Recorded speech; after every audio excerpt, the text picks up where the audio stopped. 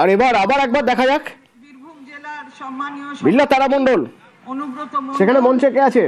তিনি তার বক্তব্য রেখেছেন। এবার মদন মিত্র বিধায়ক তিনি তার বক্তব্য রাখবেন।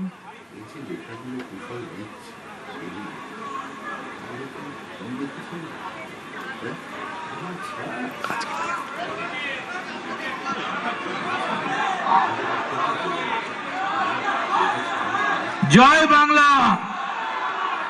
জয় বাংলা। শহীদ স্মরণে আপন মরণে রক্ত ঋণ শোধ করো। সবার আগে আপনারা আমাকে গ্যারেন্টি দিন, কেউ ইট মারবেন না, কেউ পাথর মারবেন না, কেউ গালাগাল দেবেন না। এই গ্যারেন্টি নিয়ে আজকের এই মিটিংয়ে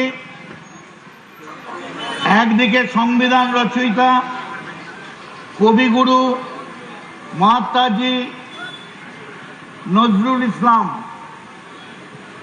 অন্য কোনো ছবি নেই। আজকের এই ব্যানারটার জন্যে আমি সবার আগে যাকে কোটি কোটি সালাম জানাই তার নাম বাংলার প্রাক্তন মুখ্যমন্ত্রী মমতা বন্দ্যোপাধ্যায়। তার কারণ আপনি না থাকলে তৃণমূল কংগ্রেস এই চেহারা আজকে পেতে পারত না। ও লাভলি, দেখুন তো কারা বসে আছে, এদের প্রত্যেককে আপনারা চেনেন। মহামান্য মহানাগরিক থেকে শুরু করে মন্ত্রী ঋতব্রত, আখরুজ্জামান, বিপ্লব দা, আমাদের অরূপ রায়, সবাই বসে আছেন। কিন্তু এই জায়গায় যদি এখানে মমতা বন্দ্যোপাধ্যায় থাকতেন তাহলে এই যে শহীদদের পরিবারকে দেখছেন ওরা থাকতো পিছনে, আর সামনে চকচক করছে গাল, সানগ্লাস গুলো এরকম ভাবে খুলে ঘোরাতে ঘোরাতে আসছে বাংলা চলচ্চিত্রের সেলিব্রিটিরা। সেলিব্রিটি ওপরে, শহীদ নিচে। শুনে রেখে দিন মমতা বন্দ্যোপাধ্যায়, আমার এই গলার আওয়াজ যদি আপনার কাছে পৌঁছয়, আপনাকে সেলিব্রিটি বাংলার মুখ্যমন্ত্রী অভিষেক বানায়নি। আপনাকে বাংলার মুখ্যমন্ত্রী কোন সেলিব্রিটি বানায়নি। যারা বানিয়েছে এই হাজার হাজার লাখ লাখ তৃণমূল যুব কংগ্রেসের কর্মীরা। রাত্রেও এখানে মঞ্চে এসে হামলা করেছে, কিন্তু আমাদের কর্মীদের দাবিয়ে রাখা যায় না। আমি শুধু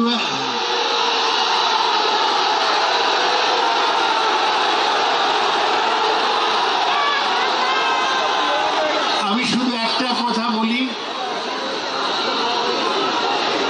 আমায় এই যে অদল বদলের সময় অনেকে এসেছিল বলতে, বলল যে পরিমাণ টাকা চেকে লিখতে চান লিখে নিন, আপনি আমাদের দিকে আসুন মমতার দিক ছেড়ে।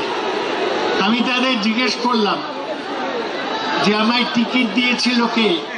আমি তোমায় সালাম জানাই, কিন্তু যেদিন খবরের কাগজে দেখলাম অরূপ বিশ্বাস গিয়ে তালা চাবিটা মেরে দিয়েছে, সেদিন জানতে পারলাম ওই টাকাটা অভিষেকের পিতৃদেবের ছিল না, ওটা তৃণমূল কংগ্রেসের টাকা ছিল। যে তৃণমূল কংগ্রেসের কর্মীরা রাস্তায় হেঁটে পায়ে হেঁটে মিছিল করে, লজ্জা লাগে না? আজকের এই 3 টুকরোর জন্য কে দায়ী?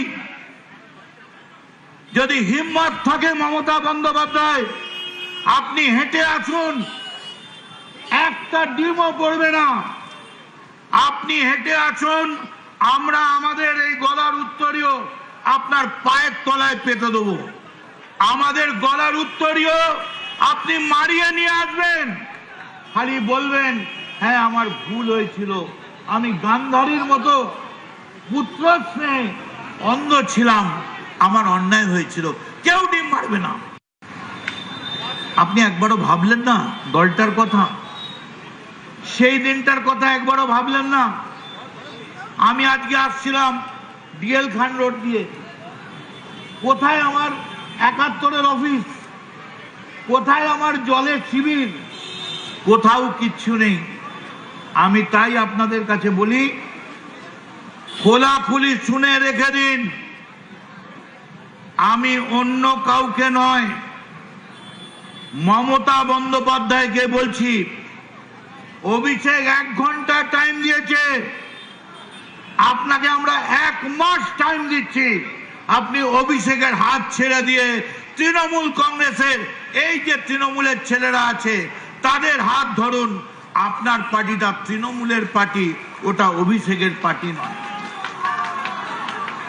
কিসের জন্যে? কিসের জন্যে? অভিষেক আমিন ব্যক্তিগতভাবে শুনে রেখে দিন, আমি, ববি, দেবা, অরূপ, চন্দ্রিমাদি, আমরা যারা সাউথের লোক সব এখানে ছিলাম, শক্তিদা এই স্পটে দাঁড়িয়েছিলাম। এই সেই গান্ধী মূর্তি ১৯৯৩ সালের ২১শে জুলাই।